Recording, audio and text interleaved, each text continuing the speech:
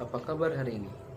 News kembali menjumpai Anda bersama saya, Noval Faiz Anggitia, dan sejumlah berita teraktual, tajam terpercaya, siapkan untuk Anda.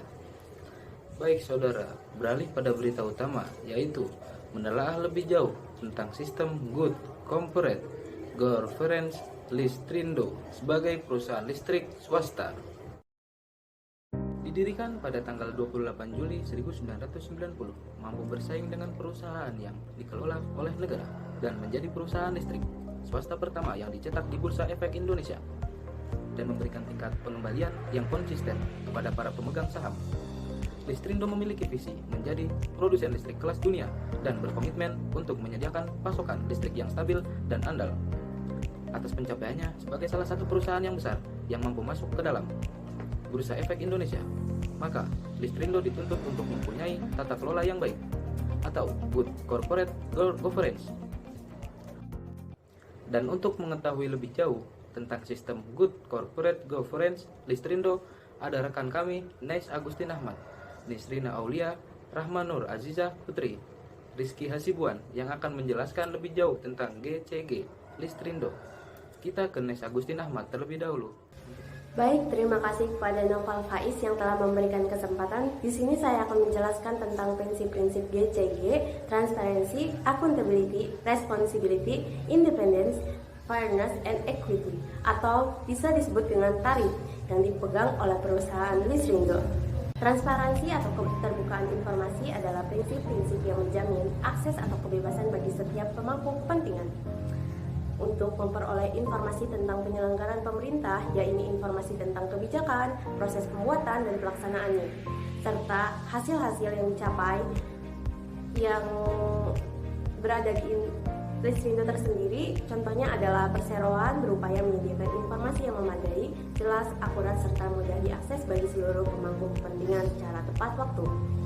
Yang kedua ada accountability atau akuntabilitas, adalah kewajiban dari individu atau penguasa yang dipercaya untuk mengelola sumber daya publik dan yang bersangkutan untuk dapat menjawab hal-hal yang menyangkut pertanggungjawabannya.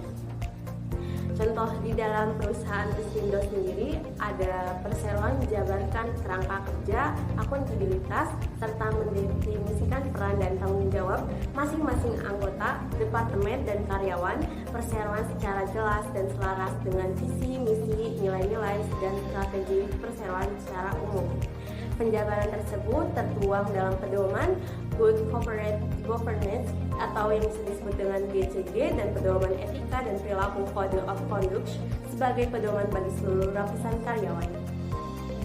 Yang ketiga ada responsibility, adalah kesesuaian atau kepatuhan di dalam pengelolaan perusahaan terhadap prinsip-prinsip korporasi yang sehat serta peraturan perundang-undangan yang berlaku. Contoh di dalam perusahaan Listrindo adalah perseroan sungguh-sungguh memastikan kepatuhan pada hukum. Hal ini selaras dengan komitmen tanggung jawab sosial kepada masyarakat dan lingkungan, terutama lingkungan sekitar perseroan.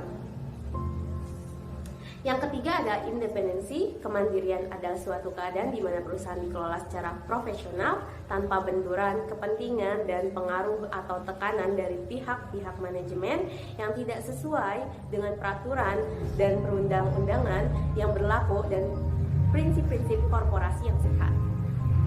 Contoh yang ada di dalam perusahaan Listrindo adalah setiap departemen perseroan tidak saling mendominasi dan tidak dapat diinterferensi pihak lain. Hal ini mungkin setiap pengambilan keputusan dilakukan secara objektif, masing-masing departemen perseroan melaksanakan fungsi dan tanggung jawab sesuai dengan anggaran dasar dan peraturan perundang-undangan.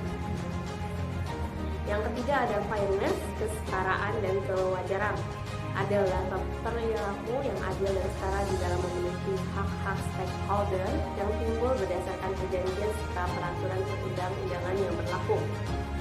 Contoh di dalam perusahaan Listrindo adalah perseroan memperhatikan kepentingan pemegang saham dan pemangku kepentingan lainnya berdasarkan asas kewajaran dan kesetaraan. Para pemangku kepentingan memiliki kesempatan untuk memberikan masukan dan menyampaikan pendapat bagi kepentingan perseroan serta dibuka akses terhadap informasi sesuai dengan lingkup kedudukan masing-masing. Selain dari prinsip GCG, ada pun upaya perkembangan yang dilakukan oleh Listrindo dalam menerapkan Good Corporate Government yang akan dibahas oleh rekan kami, Nisrina Aulia Rahma. Nisrina, silahkan. Baik, terima kasih Nice.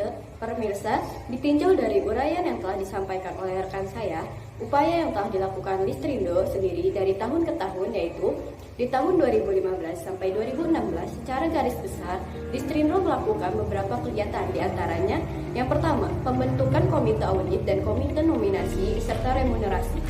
Yang kedua, pengesahan soft structure GCG yang berisi pedoman GCG, piagam direksi dan dewan komisaris, serta pedoman etika dan perilaku. Yang ketiga, memberlakukan sistem penanganan dan pelaporan pelanggaran pedoman etika dan perilaku yang biasa disebut dengan whistleblowing system, yang dimana sistem tersebut digunakan untuk menyampaikan informasi mengenai tindakan pelanggaran yang dilakukan oleh pihak internal perseroan. Yang keempat, pertama kali turut serta dalam penilaian Annual Report Award atau ARA atas laporan tahunan tahun buku 2016 yang perdana diterbitkan oleh perseroan. Kemudian, di tahun 2017 sampai 2018, Listrindo kembali melakukan serangkaian kegiatan. Di antaranya, pertama, melaksanakan sosialisasi internal dan eksternal dalam lingkungan sekarang Listrindo terhadap implementasi dan soft struktur GCG yang berlaku secara berkala. Yang kedua, penandatanganan pernyataan kepatuhan terhadap pedoman etika dan perilaku dalam bentuk fakta integritas oleh seluruh karyawan perseroan.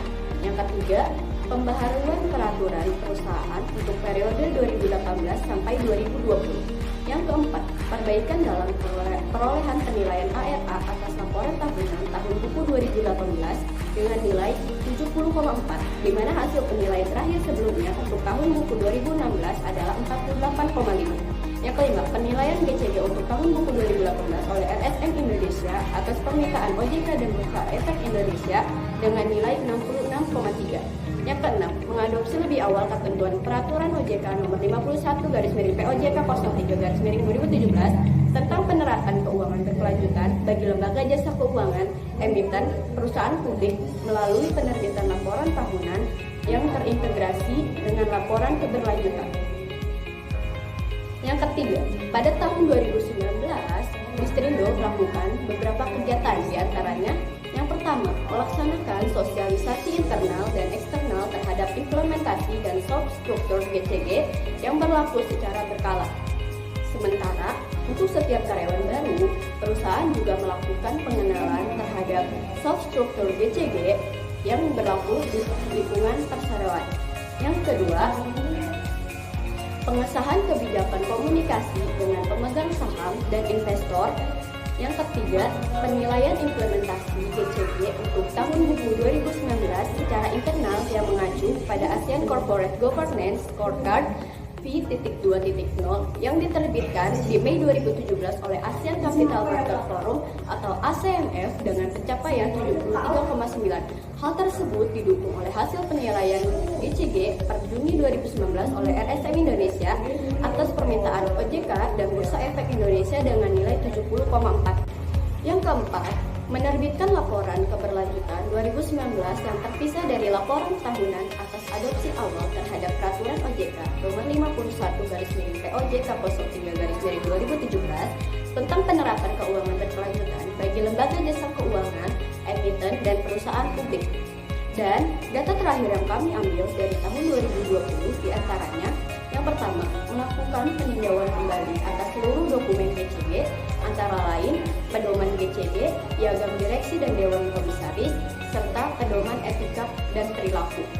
Atas pedoman-pedoman tersebut dilakukan perubahan yang telah ditandatangani oleh direksi dan dewan komisaris pada tanggal 18 November 2020. Yang kedua, melakukan peninjauan kembali atas piagam komite dewan komisaris yang terdiri dari piagam komite audit dan pedoman komite nominasi serta remunerasi.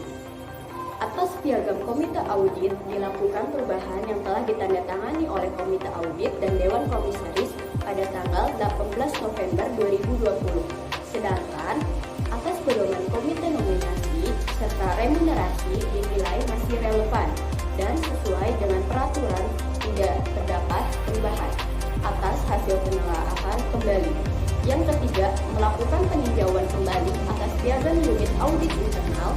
Atas piagam tersebut dilakukan perubahan yang telah ditandatangani oleh Direksi dan Dewan Komisaris pada tanggal 18 November 2020. Yang keempat, pembaruan pengangkatan kembali anggota Komite Audit dan Komite Nominasi serta Remunerasi yang telah ditandatangani oleh Dewan Komisaris pada tanggal 18 November 2020. Yang kelima, pembentukan tim keberlanjutan lingkungan yang bertanggung jawab langsung kepada direksi.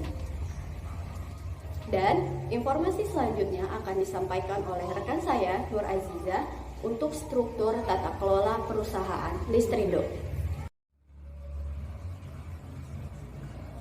Struktur tata kelola perusahaan Listrindo terdiri atas infrastruktur dan soft struktur yang diantaranya terdapat undang-undang dan peraturan laws and regulation, yaitu sesuai dengan Undang-Undang Nomor 40 Tahun 2007 tentang perseroan terbatas. Sistem pengurusan perseroan terbatas di Indonesia dilakukan oleh dua badan atau dua tier sistem, yaitu Dewan Komisaris dan Direksi dengan kewenangan dan tanggung jawab yang jelas sesuai fungsinya masing-masing, sebagaimana diamanahkan dalam peraturan dan perundang-undangan serta anggaran dasar. Visi menjadi produsen listrik kelas dunia dan berkomitmen untuk mewujudkan pasokan listrik yang stabil dan andal. Misinya yaitu unggul dalam industri penyediaan tenaga listrik dengan kerjasama tim yang baik untuk memenuhi kebutuhan pelanggan akan tenaga listrik yang aman, andal, bersih, dan efisien dengan cara yang ramah dan profesional. Nilai budaya atau perusahaan, corporate value atau kultur, SDM service atau melayani membantu sama peduli ketulusan hati setiap insan perseroan berkomitmen untuk siap menolong orang lain menjadi sukses atau helping others, menunjukkan kepedulian dan perhatian kepada orang lain dan lingkungan atau caring, serta terus dalam memberikan pelayanan atau sincerity. T-nya yaitu trustworthiness atau terpercaya, selalu menghormati terikat sinergi jujur setiap insan perseroan berkomitmen untuk menghormati dan terpercaya kepada organisasi dan orang lain atau mutual respect. Antusias dan berhasrat tinggi dalam bekerja atau aimment, menghargai dan menerima perbedaan guna memberi nilai tambah dalam bekerja sama serta melakukan setiap aktivitas atau sinergi dengan penuh kejujuran dan dapat dipercaya atau honesty. A-nya yaitu accountability, bertanggung jawab, komitmen, totalitas perkataan dan tindakan yang sejalan bertanggung jawab. Setiap insan perseroan berkomitmen untuk menepati janji atau komitmen, menunjukkan totalitas dalam bekerja atau totality, menunjukkan keselarasan antara perkataan dan tindakan atau walk the talk, serta bertanggung jawab pada setiap aktivitas, pekerjaan atau responsibility. R-nya yaitu reliability, dapat diandalkan, disiplin, rajin, responsif. Setiap insan perseroan berkomitmen untuk disiplin atau disiplin, pantang menyerah dalam menghadapi tantangan atau diligent, serta responsif atas pemenuhan dan permintaan pelanggan atau responsif. Struktur tata kelola atau organ GCG, governance struktur atau GCG organs untuk proses tata kelola perusahaan. Sudah ada rekan kami Putri Rizkia Hasibuan dengan laporannya. Silahkan Putri. Ya, terima kasih atas laporannya. Untuk proses tata kelola yang ada di perusahaan Listrindo sendiri memiliki beberapa komponen, yaitu 1. Anggaran dasar perusahaan, Company Articles of Association, 2. Pedoman GCG, Code of GCG, 3. Pedoman Etika dan Perilaku, Code of Conduct, 4. Piagam Direksi dan Dewan Komisaris, The Character of the Board of Directors and Board of Commissioners, 5. Piagam Komite Dewan Komisaris, The Character of the Board of Commissioners, Committees. 6. Piagam Unit Audit Internal, Internal Audit Unit Karakter. 7. Peraturan Perusahaan, Company Regulation. 8. Pengangkatan Tim Manajemen Risiko, Appointment of the Risk Management Team. 9. Kebijakan komunikasi dengan pemegang saham dan investor, Communication Policy with Shareholders and Investor. 10. Pembentukan tim keberlanjutan lingkungan, Establishment of an Environmental Sustainability Team. 11. Pedoman sistem pengendalian internal control system guidelines. 12. Kebijakan pengadaan barang dan jasa good and service procurement policy. 13. Kebijakan sistem pelaporan pelanggaran whistleblowing system policy. 14. Kebijakan perusahaan dan prosedur operasional standar perusahaan company policies and standard operating procedures of the company.